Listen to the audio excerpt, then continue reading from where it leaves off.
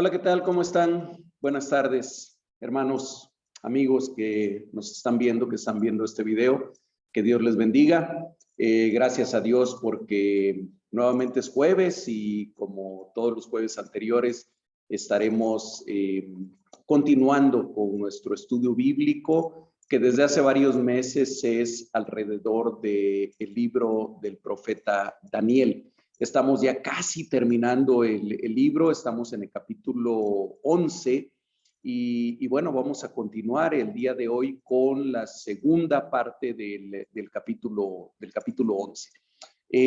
Vamos a poner este tiempo primero en las manos de Dios, reconociendo que a lo que nos estamos acercando no es a un libro de historia, ni es a un libro de ficción, sino que es a la palabra viva del Dios vivo. Y que muchas veces, sobre todo en libros como este, como en el libro de Daniel, no nos es tan fácil entender el mensaje de la palabra. Así que vamos a pedirle a su Santo Espíritu que Él sea el que nos dirija y el que nos hable. Por favor, oremos. Padre amado, Señor, te damos gracias en este momento por esta oportunidad que nos das a este siervo tuyo y a quienes están viendo este video en este momento, de acercarnos a tu palabra, de abrir tu palabra con toda libertad, Señor. Gracias, Dios. Gracias por este regalo que tú nos has dado a través de esta revelación tuya escrita, Señor. Gracias, Padre. Te pedimos en el nombre de Jesucristo que sea tu Santo Espíritu el que nos hable, el que nos enseñe, el que nos guíe, el que nos lleve a entender, el que nos lleve a toda verdad. Reconocemos nuestra incapacidad humana para entender y para interpretar nosotros solos correctamente tu palabra. Pero confiamos, Señor, en la promesa tuya, en esa promesa que tú hiciste, Señor Jesucristo, diciendo que el Padre enviaría otro consolador, al cual también le llama el Espíritu de verdad. Y tú le dijiste a tus discípulos, y Él les recordará todas las cosas que yo les he hablado. Así que, Señor, nos ponemos en tus manos preciosas en este momento, en el nombre de Jesucristo. Amén. Amén. Bien, si ustedes recuerdan, hablábamos que los tres últimos capítulos del libro de Daniel, es decir, los capítulos 10, 11 y 12, en realidad hacen un solo cuerpo, hacen una sola unidad. Y al menos desde el capítulo 10 y al 11, tenemos una revelación que un ángel, que algunos identifican como Jesucristo, otros no es Jesucristo preencarnado, otros no están de acuerdo con esto, pero bueno, la palabra dice que es un ángel especial quien le está revelando a Daniel las cosas que habrían de venir más adelante, es decir, que habrían de venir en el futuro para Daniel, que para nosotros es pasado. Recordemos un poquito que Daniel escribe probablemente este libro por ahí del año 580, 500 y pico. No nos vamos a poner ahorita a definir fechas exactas porque lo que yo quisiera que ustedes recordaran siglo sexto antes de Cristo, y que él está escribiendo o está recibiendo más bien esta revelación cuando todavía Ciro era rey de Persia, y que todas estas cosas que él comienza, que el ángel le comienza a revelar a lo largo de los capítulos 10 y principalmente capítulo 11, son cosas que habrían de ocurrir alrededor de 300 y pico de años después. Y que bueno, en la semana pasada, en la lección de la semana pasada, a donde estudiamos los 20 primeros versículos del capítulo 11, identificamos que había una confrontación entre dos de los generales herederos del reino de Alejandro Magno. Recuerden que el reino fue dividido, el imperio fue dividido entre 4 de sus generales, de los cuales la Biblia nos habla especialmente de dos de ellos que fundan a su vez dos dinastías y dos reinos, Uno que en esta parte de la escritura se identifica como el reino del norte y otro que se identifica como el reino del sur. También les decía que para no hacernos muchos enredos, recordemos que el reino del norte correspondía principalmente a Siria y el reino del sur a Egipto. Y que el reino del norte, es decir, Siria, estuvo gobernada por una dinastía conocida como los Seleucidas. Prácticamente todos los herederos de esa dinastía que se desarrolla a lo largo de más de 200 años y tienen 8 herederos en ese transcurso. Algunos de ellos se llamaban Seleuco y otros se llamaban Antíoco. Hay algunos seleucos y hay otros antíocos con un segundo nombre. En el reino del sur, es decir, en Egipto, tuvieron más misericordia de nosotros y de nuestra memoria y todos se llamaban Ptolomeo, nada más. Ptolomeo con otro nombre, ¿verdad? Con un nombre siempre bonito, con un nombre que siempre habla, un nombre griego que siempre habla de algo positivo. Por ejemplo, Ptolomeo Filadelfo, es decir, el que ama a su hermano. Hay otro por ahí del que vamos a hablar hoy, Ptolomeo Filopator, es decir, el que ama a su padre. El otro es el último de ellos, de hecho, de la dinastía, Ptolomeo Filomater, es el que ama a su madre. Entonces uno dice, era una familia bien bonita, todos se amaban.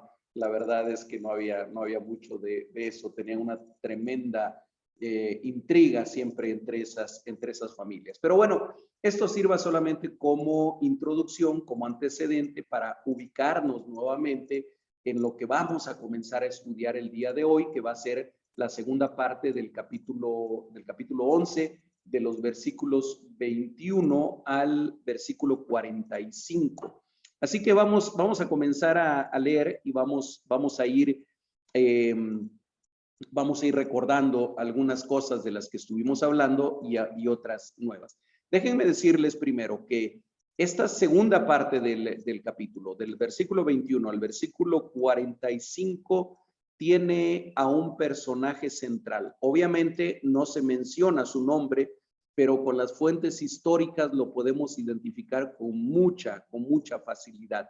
Un personaje siniestro y un personaje que va a ser el tipo, el ejemplo del anticristo. Algunas escuelas de interpretación escatológica quieren ubicar a este personaje en el final de todos los tiempos, es decir, el tiempo antes de la venida de nuestro Señor Jesucristo. Creo que la mayoría de los estudiosos serios de la Biblia ubican que este personaje no es otro más que Antíoco IV Epífanes.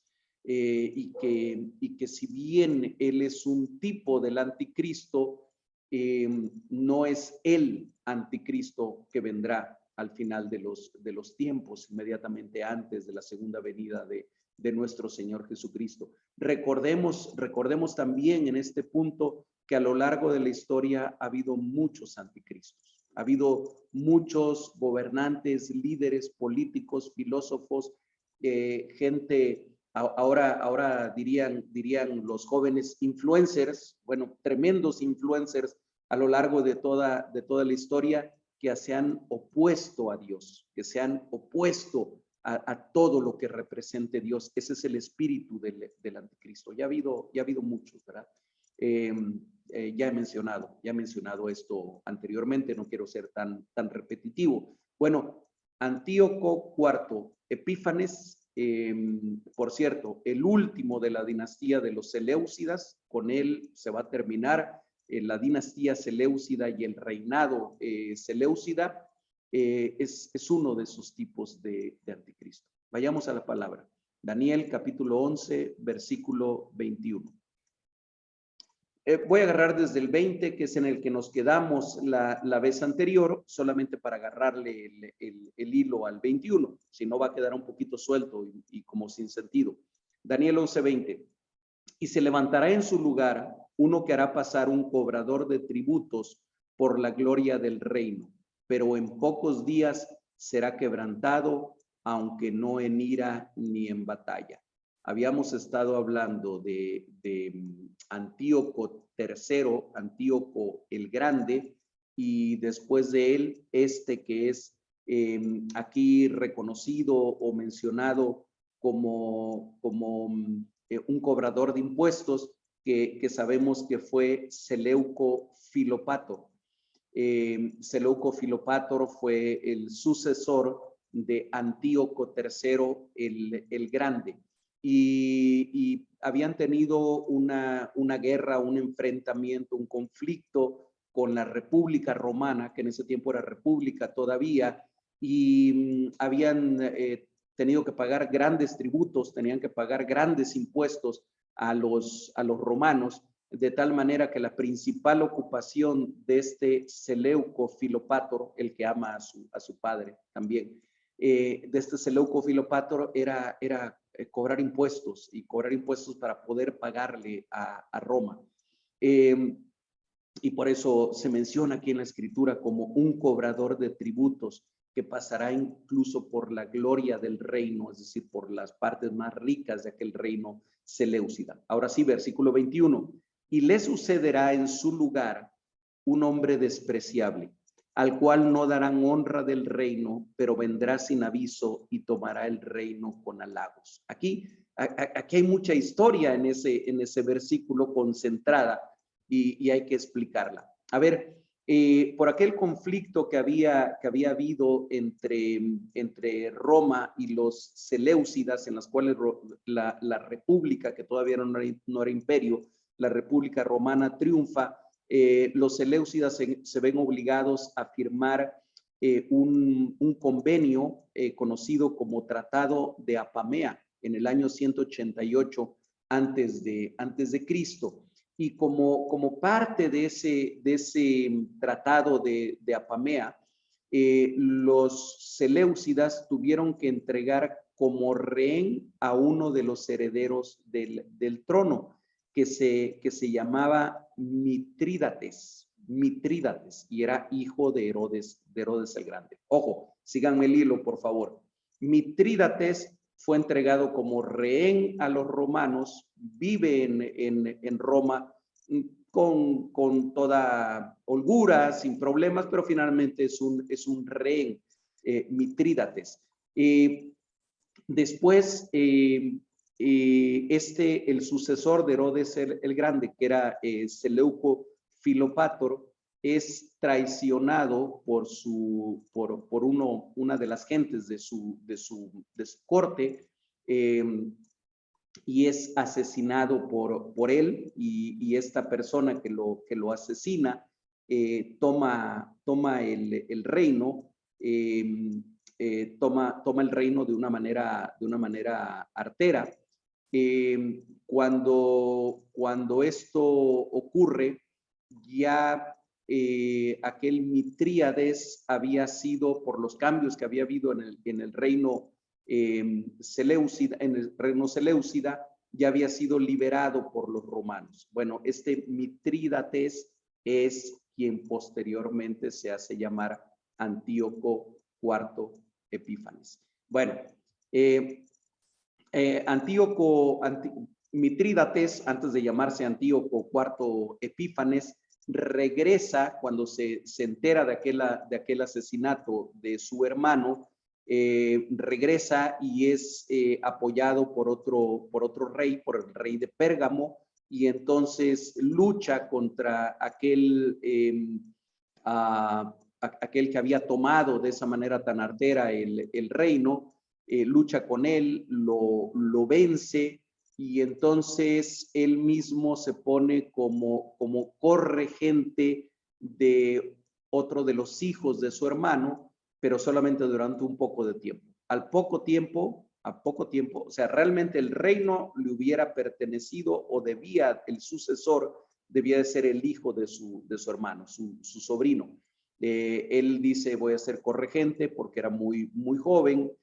Sin embargo, al poco tiempo, él toma el reino, usurpa también el trono y se nombra rey, y entonces es cuando toma el nombre de Antíoco IV Epífanes. Por eso es que aquí la escritura dice, y le sucederá aquel cobrador de impuestos que finalmente fue asesinado por un hombre llamado Heliodoro, le sucederá en su lugar un hombre despreciable. Es interesante cómo se refiere aquí la escritura a Antíoco IV Epífanes, al cual no darán la honra del reino, es decir, no le correspondía a él el reino, pero vendrá sin aviso y tomará el reino con halagos. Mencionan los historiadores que Antíoco Epífanes era un político brillante, un militar brillante, era un hombre sumamente hipócrita, sumamente traicionero, sabía ganarse al resto de la gente con mentiras, con regalos, como más adelante lo vamos a ver también, y que usaba mucho el halago precisamente como parte de la política. Entonces, este era Antíoco IV Epífanes. Aquí me detengo un poquito porque es interesante que fue el único de los reyes seleucidas que se atribuyó características divinas, que dijo, él decía que él era la encarnación de Zeus y que él por lo tanto era una divinidad. La palabra Epífanes quiere decir Dios manifiesto o la manifestación de Dios. Acuérdense de la palabra epifanía, que es cuando Dios se manifiesta físicamente, el Dios verdadero, pero la palabra es en general. Entonces, Epífanes era Dios manifiesto. Dicen también los historiadores que algunos de los que estaban cerca de él, en un juego de palabras, le llamaban Antíoco Epímanes, que se parece a Epífanes, pero que quiere decir el loco. Decían, es Antíoco Epímanes, Antíoco el loco. Era un rey tremendamente extravagante, cruel y astuto en muchos sentidos. Versículo 22. Las fuerzas enemigas serán barridas delante de él como con inundación de aguas. Serán del todo destruidos junto con el príncipe del pacto. Otra vez aquí están concentradas un montón de acontecimientos. Antíoco IV Epífanes logra levantar un gran ejército y sigue entonces el enfrentamiento que ya venía de siglos atrás con el reino del sur, es decir, con Egipto y con la dinastía de los Ptolomeos. Recordemos que entre Siria y Egipto, entre estos reinos del norte y del sur, quedaba una región muy amplia, conocida como Celesiria o la Baja Siria o la Siria hundida. Bueno, en esa gran región de Celesiria, que incluye lo que hoy es el Líbano, estaba incluida también Judea, estaba también incluido lo que nosotros conocemos como Israel, donde estaba Jerusalén. Judea estaba ahí. Entonces, en esos enfrentamientos entre el reino del norte y el reino del sur, había un tremendo sufrimiento del pueblo judío, del pueblo de Israel. Y dice entonces que serán del todo destruidos por parte de los ejércitos de Antíoco IV, junto con el príncipe del pacto. ¿Quién es este príncipe del pacto? Bueno, es una forma en la cual se refiere Daniel muy probablemente al sumo sacerdote. Recordemos que los sirios hasta ese momento le habían permitido a los judíos, al pueblo de Judea, les habían permitido continuar con su religión, incluso bajo el dominio de ellos, pero con un gobierno propio, autónomo, entre comillas, y en esa teocracia que era el pueblo de Israel, quien gobernaba era el sumo sacerdote. Muy probablemente aquí hable del sumo sacerdote que en ese tiempo era Onías III. Onías III, en una serie de intrigas apoyadas por Antíoco Epífanes, es sustituido primero por su hermano Jasón, quien soborna a Antíoco, y después este Jasón es quitado por alguien que le ofreció más dinero a Antíoco, llamado Manasés, que se hace sumo sacerdote también a la fuerza, quitando a Jasón. Posteriormente, me estoy adelantando un poquito más, pero solamente quiero explicar esta parte. Posteriormente, Jasón se vuelve a levantar creyendo que Antíoco había sido asesinado, que había sido muerto en una guerra con Egipto. Toma nuevamente el poder en Jerusalén, Jasón, y entonces mata o manda a matar a Onías III, el sumo sacerdote. Por eso es que dice aquí en el versículo 22, serán del todo destruidos junto con el príncipe del pacto, junto con aquel sumo sacerdote. Versículo 23, y después del pacto con él, engañará y subirá y saldrá vencedor con poca gente. Antíoco IV ataca a Egipto, que en ese tiempo estaba como rey, como faraón, alguien que era su sobrino, que era hijo de su hermana, y arrasa con ellos, arrasa prácticamente con todo Egipto. Versículo 24, estando la provincia en paz y en abundancia, entrará y hará lo que no hicieron sus padres ni los padres de sus padres. Botín, despojos y riqueza repartirá a sus soldados y con las fortalezas formará sus designios, y esto por un tiempo. Algo que no hicieron sus padres fue tratar de terminar con la religión de los pueblos vencidos, en este caso del pueblo de Judea. Él sí trata de hacerlo.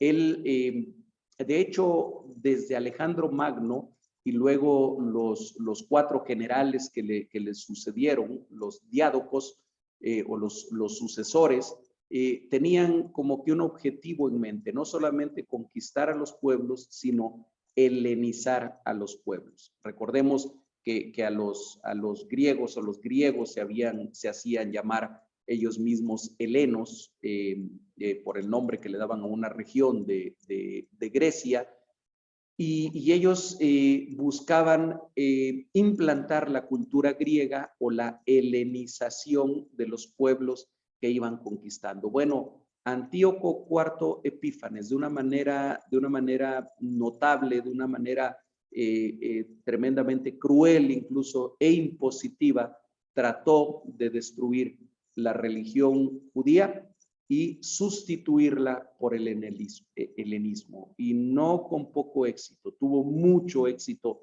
al hacer esto, como vamos a ir viendo más adelante. Dice, esto por un tiempo. Luego voy a regresar otra vez a esta expresión.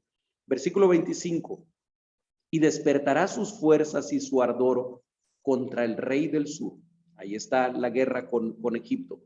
En la historia, o los historiadores lo conocen como las guerras sirias, o las guerras iniciadas por Siria, con gran ejército. Y el rey del sur se empeñará en la guerra con grande y muy fuerte ejército, mas no prevalecerá, porque le harán traición. Ptolomeo Filopatre fue traicionado por sus más cercanos, por la gente más cercana a él, y no pudo prevalecer contra Antíoco IV Epífanes, pero principalmente por la traición de su propia gente. Y todo eso está descrito en la historia, hermanos. Lo maravilloso de esto, lo hermoso de esto es ver que esto Daniel lo escribió más de 300 años antes de que ocurriera. Por eso es que los teólogos liberales no les cabe en su cabeza que realmente Daniel haya escrito esto, y dicen, no, esto fue escrito muchos siglos después, cuando ya todo había pasado, por alguien más, no por ese Daniel que dicen, sino por alguien más que solamente está contando una historia que ya había ocurrido. Nosotros creemos firmemente que la Biblia es la palabra revelada de Dios, y que Dios es el rey soberano de la historia, y que Dios, por supuesto, que le reveló a Daniel con siglos de anticipación algo que iba a ocurrir con su pueblo y que era tremendamente importante que se supiera. Versículo 26, aún los que coman de sus manjares le quebrantarán y su ejército será destruido y caerán muchos muertos. En aquella guerra siria, en aquella invasión, ataque de Antíoco IV Epífanes en contra de Egipto, logró tomar prácticamente todo Egipto, poniendo la capital en Memphis, y poniendo ahí como un títere, como un rey títere a uno de los hermanos de Ptolomeo Filopater, que era el que amaba a su madre, de Ptolomeo Filomatre, y lo pone ahí como un rey. La única parte que no puede tomar de Egipto es Alejandría, porque Alejandría ya era en ese tiempo de alguna manera un protectorado romano. Lo que pasa es que los romanos en ese tiempo estaban enfrascados en la tercera guerra macedonia, en la tercera guerra contra Macedonia, y no pudieron ocuparse de Antíoco Filopater, de Antíoco IV Epífanes en este tiempo. Dice, y caerán muchos muertos. Versículo 27, el corazón de estos dos reyes, ¿de cuáles dos reyes está hablando? Está hablando de Antíoco IV Epífanes y de aquel otro Ptolomeo, a quien había puesto como un rey títere, para que siguiera gobernando ahí. Dice, el corazón de estos dos reyes será para hacer mal, y en una misma mesa hablarán mentira, mas no servirá de nada, porque el plazo aún no habrá llegado. Otra vez subrayen esta expresión, porque el plazo aún no habrá llegado.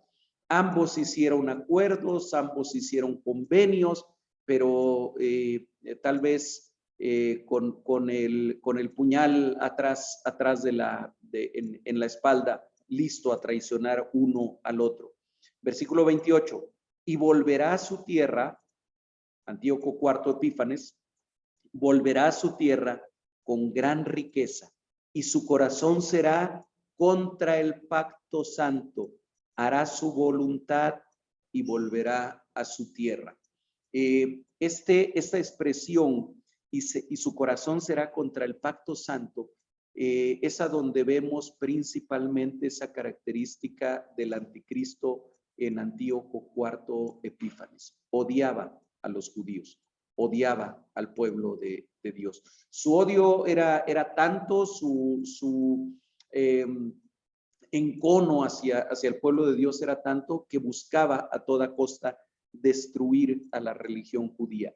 Hizo, entre otras cosas, que se trató incluso de cambiarle el nombre a Jerusalén con el apoyo de algunos de los sumos sacerdotes que él mismo había puesto. Trataron de cambiarle el nombre a Jerusalén y ponerle Antioquía, nombre que sí llevaría a otra ciudad más adelante, que ustedes recuerdan en el Nuevo Testamento.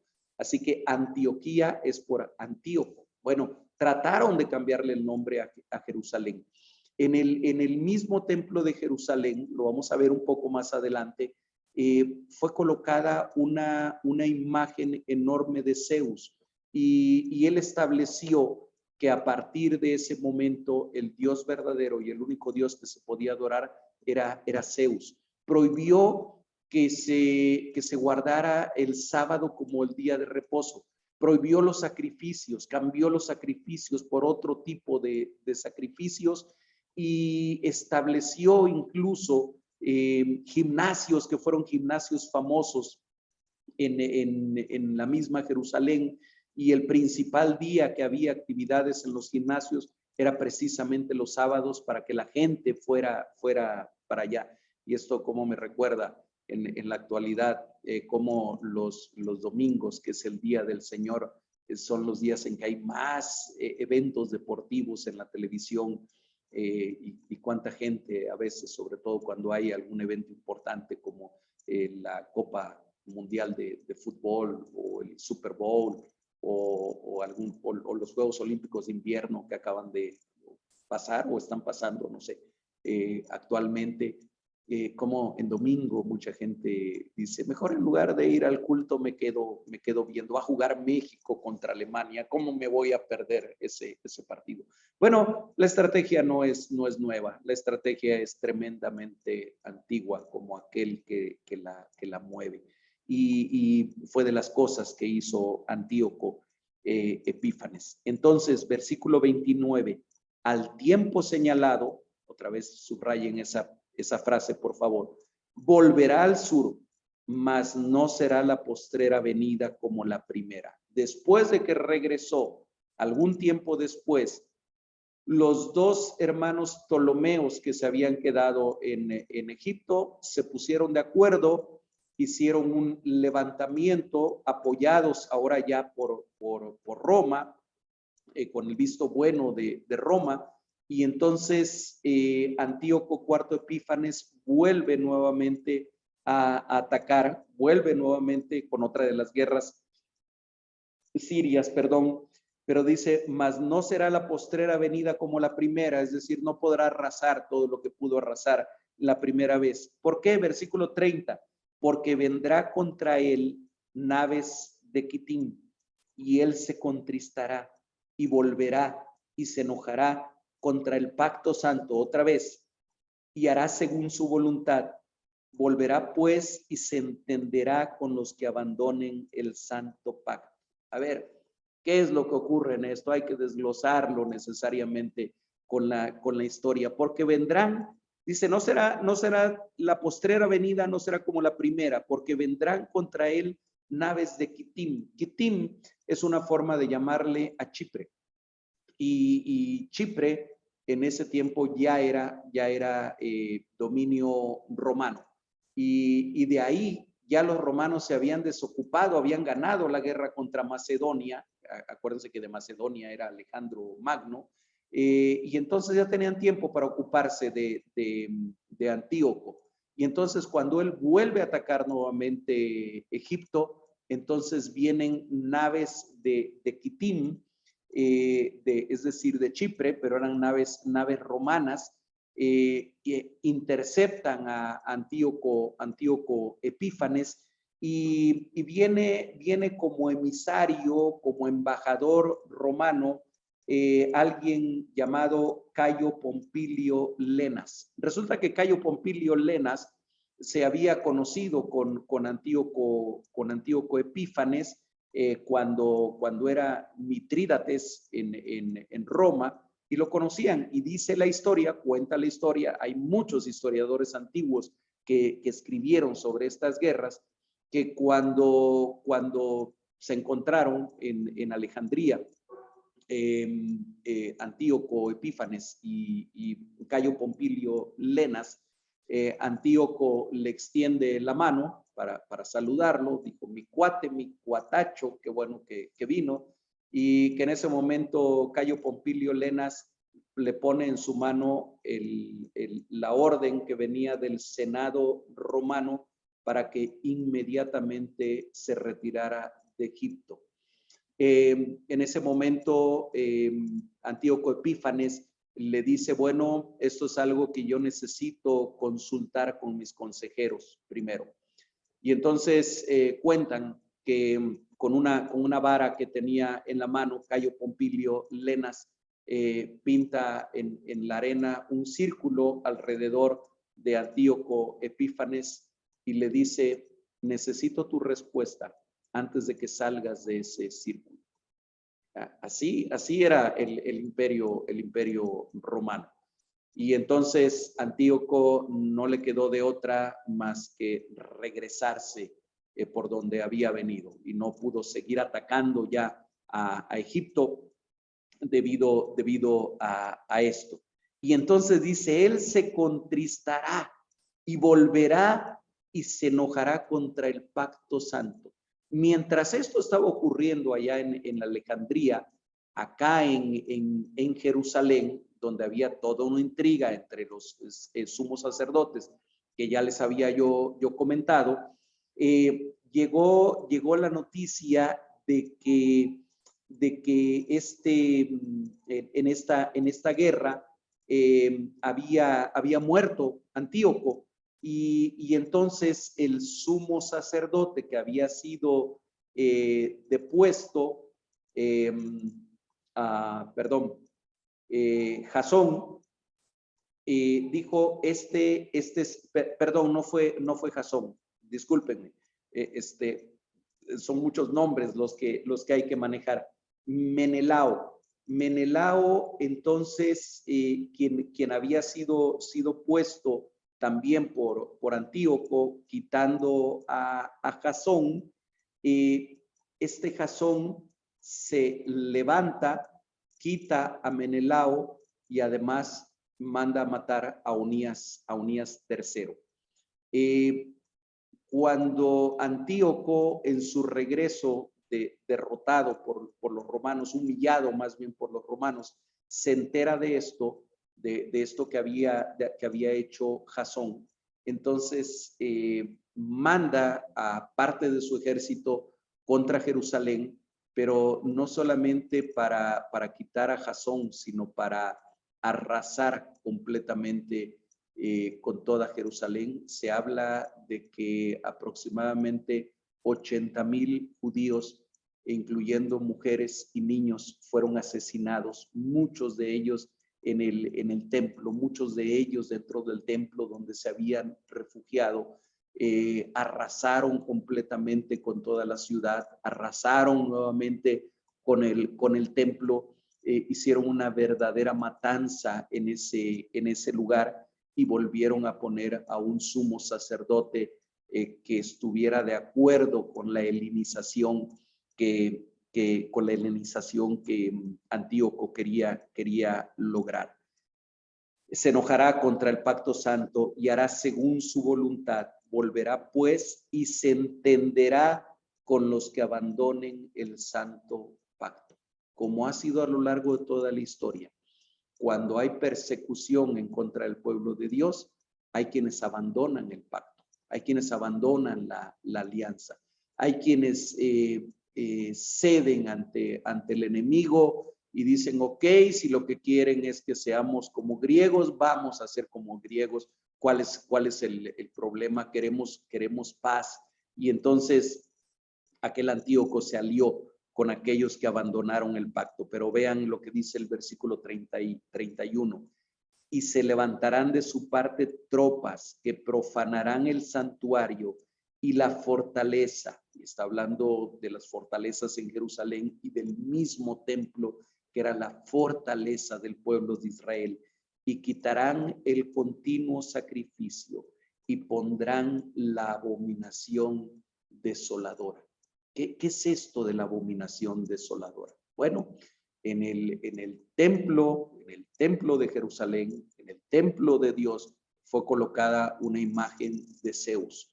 Y en lugar del sacrificio que estaba ordenado por la ley mosaica, ellos comenzaron a sacrificar cerdos que eran animales inmundos, de acuerdo con la ley judía.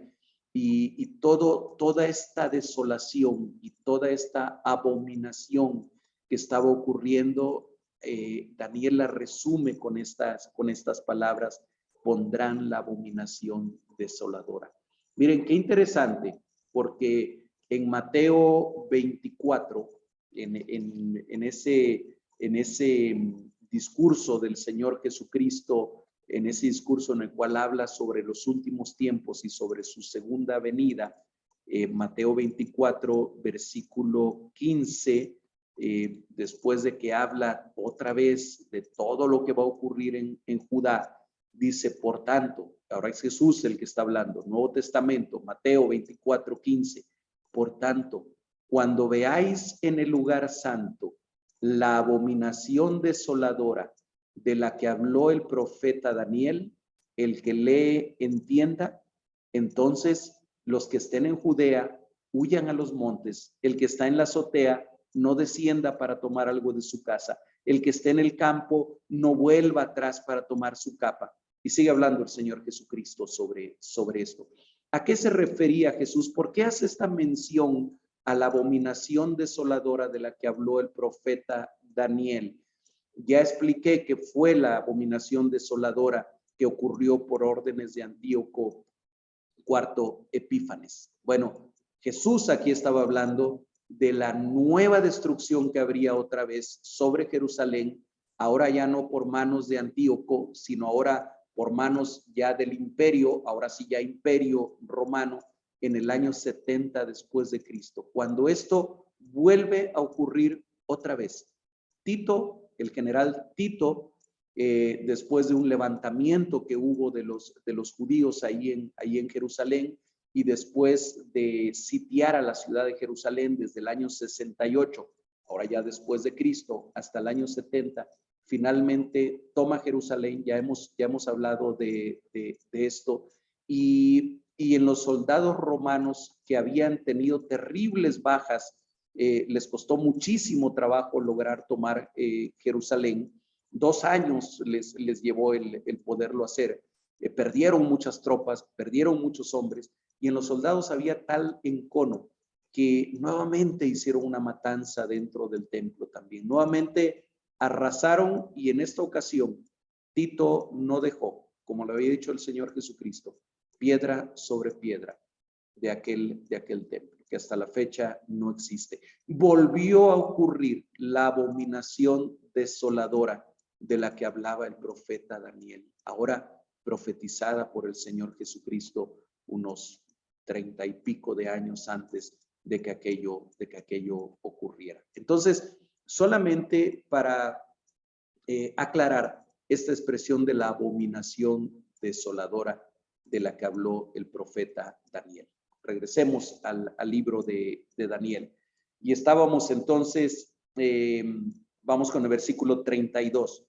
Con lisonjas seducirá a los violadores del pacto, mas el pueblo que conoce a su Dios se esforzará. Mas el pueblo que conoce a su Dios se esforzará. Eso ocurre también siempre cuando hay persecución, hermanos.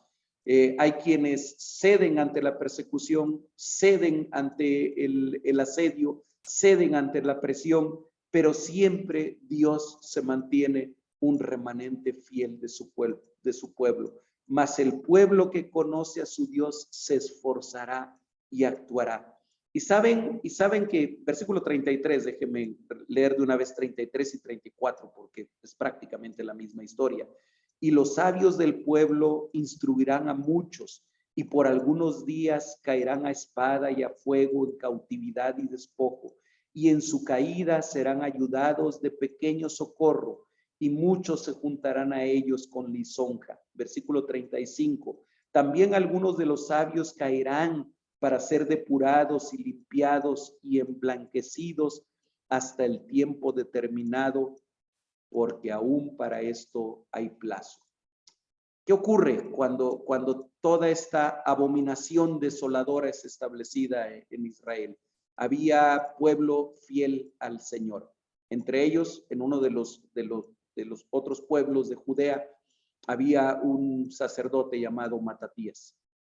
Cuando Antíoco manda a poner altares para Zeus en prácticamente toda Judea, y ordena sacrificar cerdos en aquel lugar donde vivía Matatías, y quien era sacerdote. Llega un emisario de Antíoco, y siendo él una persona muy conocida en aquel lugar y muy amado, dice, bueno, que seas tú el primero que haga el sacrificio de este cerdo. Aquel hombre que era fiel a Dios se niega, le dice, puedes hacerme lo que quieras, pero no yo no le voy a dar la espalda a mi Dios. Y entonces aquel emisario de Antíoco llama a alguien más, a otra de las personas que estaban ahí, le dicen, bueno, tú haz el sacrificio de este cerdo. Aquel hombre lo va a hacer, y entonces Matatías se levanta contra él y mata a aquel hombre, y mata al emisario también de Antíoco, y después se vuelve al pueblo que estaba ahí y dice, los que estén con mi Dios y los que estén con la palabra de mi Dios, vengan conmigo. Aquel hombre tenía 5 hijos, 5 hijos. El mayor de ellos se llamaba Judas y les apodaron los Macabeos. Ya a ustedes les suena. En uno de los, bueno, 2 de los libros deuterocanónicos, que no son libros inspirados, pero que sí son libros históricos que hablan de este periodo intertestamentario, hablan precisamente de los Macabeos, de estos 5 hermanos. Judas Macabeo y sus otros 4 hermanos inician una insurrección en contra de los seleucidas, aplicando la técnica de la guerra de guerrillas, y después de algunos años logran vencer al ejército seleucida, logran expulsarlos de Jerusalén. Otra vez me estoy adelantando, vamos a tener que regresarnos ahorita que continuemos con la lectura.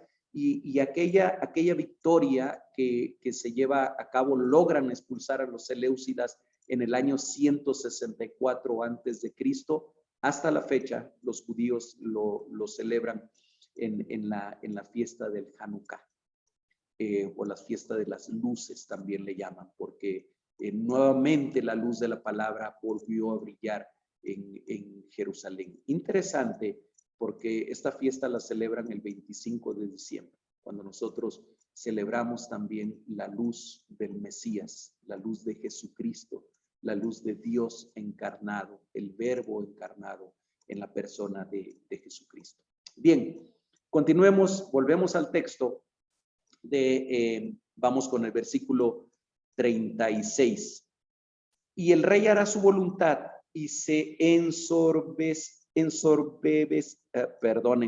se volverá soberbio, se ensorbecerá y se engrandecerá contra todo Dios y contra el Dios de los dioses, hablará maravillas y prosperará hasta que sea consumada la ira, porque lo determinado se cumplirá.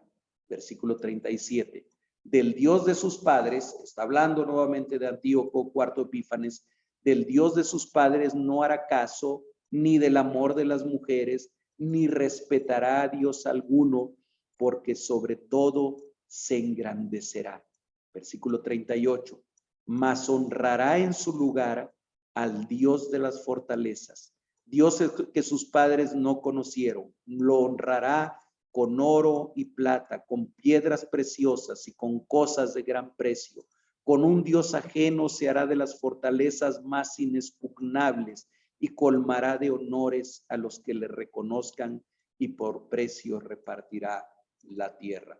Les decía que Antíoco IV Epífanes es una de las personificaciones del anticristo. Todo esto ha caracterizado a los diferentes anticristos que ha habido a lo largo de estos 2000 años de historia de la iglesia, y desde antes también los hubo. Sin embargo, todas esas características de ponerse en el lugar de Dios, de ir en contra de todo lo que sea el Dios verdadero, va a estar mucho más presente en el anticristo cuando éste sea revelado al final de los tiempos. Versículo 40. Pero al cabo del tiempo, el rey del sur contenderá con él, y el rey del norte se levantará contra él como una tempestad, con carros y gente de a caballo y muchas naves, y entrará por las tierras e inundará y pasará. Los enfrentamientos entre los Ptolomeos y los Seleucidas, entre Egipto y Siria, fueron múltiples. Les digo que en la historia se conoce como las guerras sirias, porque fueron muchas. Entrará a la tierra gloriosa y muchas provincias caerán, mas éstas escaparán de su mano: Edom y Moab y la mayoría de los hijos de Amón. Hubo algunas partes. Aquí en esta parte se está regresando a los ataques que hizo Antíoco IV Epífanes contra Egipto, y cómo algunas porciones de aquella región no las pudo conquistar finalmente. Extenderá su mano contra las tierras y no escapará el país de Egipto. Y se apoderará de los tesoros de oro y plata y de todas las cosas preciosas de Egipto, y los de Libia y Etiopía les seguirán. Recordemos nuevamente, no estamos leyendo el libro de historia, estamos leyendo una profecía dicha, dada, revelada a Daniel 300 y pico de años antes. Tampoco Daniel va siguiendo una narración histórica estricta, porque no es esa la finalidad de la profecía, sino dar a conocer y permitirnos ver a nosotros que es Dios quien está al control de la historia. Versículos 44, ya casi vamos a terminar y ahorita le quiero hacer un comentario en general. Dice, pero noticias del oriente y del norte lo atemorizarán y saldrá con gran ira para destruir y matar a muchos. Esas noticias del norte, del oriente y del norte, es un ataque que los partos comienzan a hacer ahora contra Siria, y que lo hacen regresarse y estar nuevamente en Siria. Versículo 45, y plantará las tiendas de su palacio entre los mares y el monte glorioso y santo, es decir, entre la costa y el monte de Sión, donde estaba el templo. Ese es el monte glorioso y santo. Ahí establecerá algunas de sus bases militares, mas llegará a su fin y no tendrá quien lo ayude.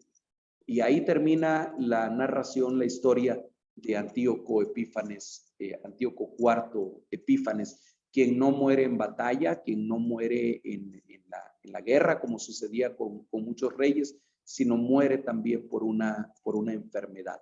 Y el reino seleucida termina con él. Después de esto viene tal desorden dentro de su reino que los romanos, la República Romana, toma ya control de toda aquella parte. El Imperio Romano, la República en ese tiempo todavía se extendía rápidamente por todo Medio Oriente.